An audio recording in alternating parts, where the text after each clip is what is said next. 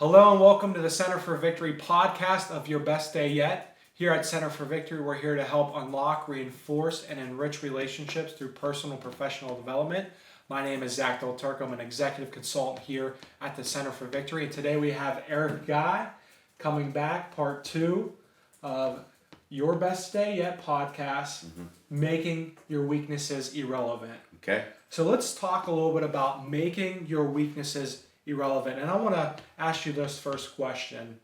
Why do people pick their careers and why do they pick it subconsciously? I think a lot of people pick their careers unconsciously because most people listen to those around them, and I don't think it's all bad advice. Yeah. It's just like you get tons and tons of advice. Well, you should do this or you should do that or this or that, and then we don't pay attention to it. We just kind of go unconsciously on our way. The other thing is, I think we pick what we think is going to make us the most money, or the safest career, and that's really kind of dovetails into my third point is we don't really pursue our passions. We pursue safety. So whatever's safe, this career might be safe. It might not be what I like or what I love or what I'm passionate about, but it's kind of the safe bet kind of thing. And do you see? I know you do a lot of coaching. And you have coaching clients that are younger, do you see a lot of times that parents put the pressure on their kids to do certain things? And you think that could also play a part of why they choose careers? Yeah, there's definitely some of that, obviously. I think there's some from peers too. I think there's some that you just don't know about. Because you're kids and you might see something on TV that sounds like an exciting career and it just doesn't turn out to be really what it is.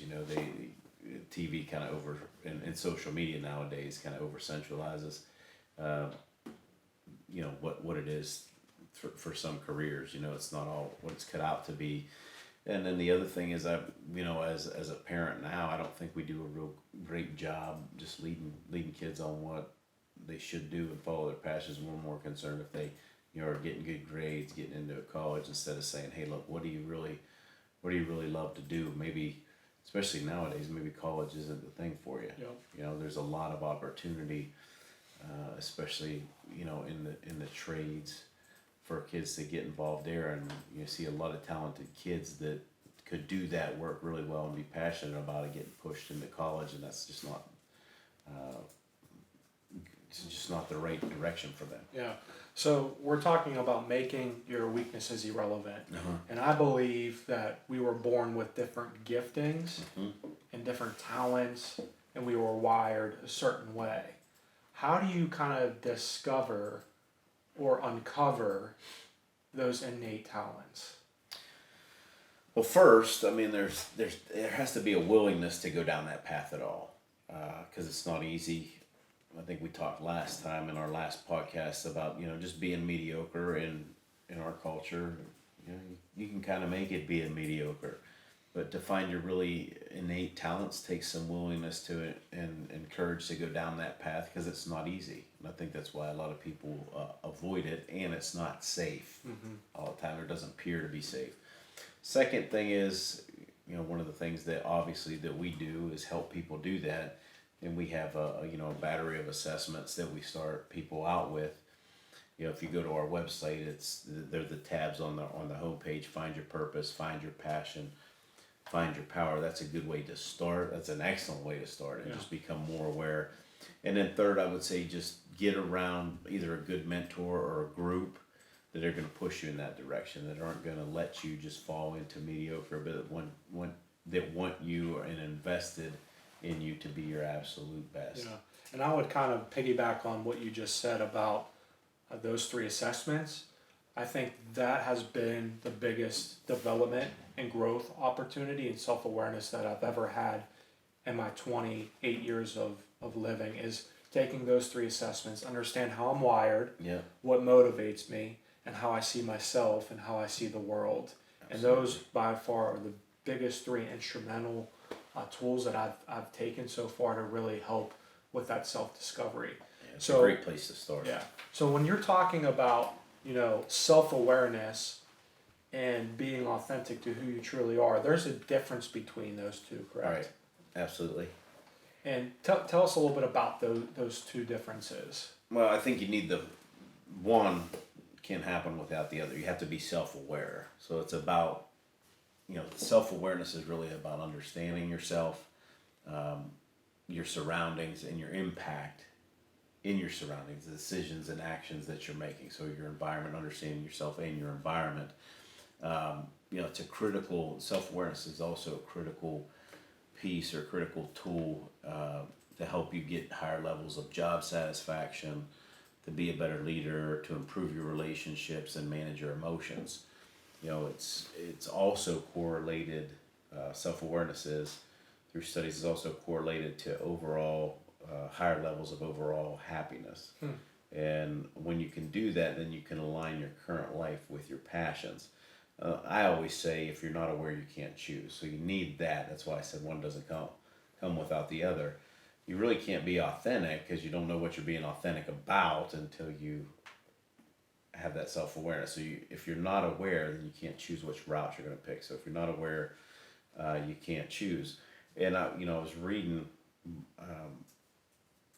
in preparation for this webinar, and there was a study that says really only about 10 to 15% of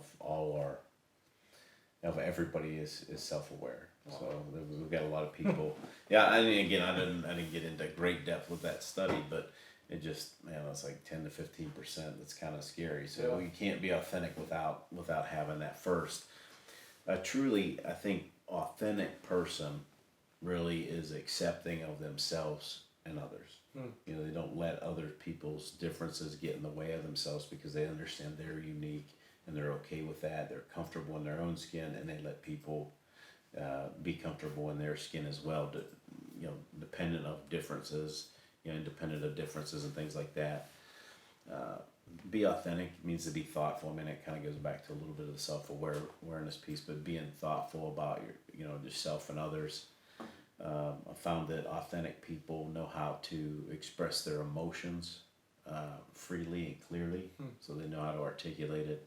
They're open to learning from their mistakes, and they understand their motivations. I think the critical piece there is to understand that self-awareness is not like a fixed trait. It can be cultivated, and people should cultivate it, and that's what we help. Really, essentially, that's what we help people do, just being aware of themselves, each other, their surroundings, their work environments, the people that they work with on the team, their home lives, their kids, their spouses, their significant others. One point here, though, is they did a study years ago where they looked at people that are any sector, any job, didn't matter, and they found out that what made people successful came down to two traits, and two traits only, with the highest people in their fields of wherever they worked. Didn't matter what they did, whether they were a stay-at-home parent, whether they were a doctor, whether they were a pig farmer. It didn't matter. People that were most successful in their lines of work and duty had self-awareness and authenticity. Those two things really push towards success in anything that you're doing in life. It's very interesting. So as we kind of finish up, give us some bullet point takeaways of today's podcast. Sure. I mean, one, make a conscious effort to choose what you do. Practice that self-awareness piece. Become more self-aware, obviously. Remember, it can be cultivated. And start with steps to cultivate that. Become more mindful of yourself, your surroundings, your emotions. If you don't know, get help. Reach out. You can reach out to us. There's other great places that do the same kind of work. Take the assessments, go online. You can do all that. Through that awareness, I would say just become more authentic to yourself. So do things that matter to you. Just be more authentic, be more thoughtful, express your emotions, and more freely, and articulate what it is that kind of you're feeling. Be thoughtful of others, understanding of your own motivations. And then I think the last piece, and I know we said it last time in the last podcast, was just remember you're perfect the way you are. And when you align with your passions and your purpose and your power, then you're really in line and destined for the greatness that we all have in us. And I believe that. I want to finish with this quote from Okay. Albert Einstein. Okay. He says, "Everybody is a genius, but if you judge a fish by its ability to climb a tree, it will live its whole life believing that it is stupid." Yeah, that's a great quote. And we truly believe that you are perfect just the way you are, and that you are a genius. But Absolutely. it comes down to finding who you are and being authentic to who you are as well. Absolutely. So thank you guys so much for staying tuned. If you like what you heard, leave a comment in the section below. We'd love to hear your thoughts on what is your genius. If you need help, you can reach out to us at centerforvictory.com. You can also follow us on all the social medias. We post twice a week, but we always like to leave you with this. Yep. Wherever you're at, whatever you're doing, make this your best day yet. See you later.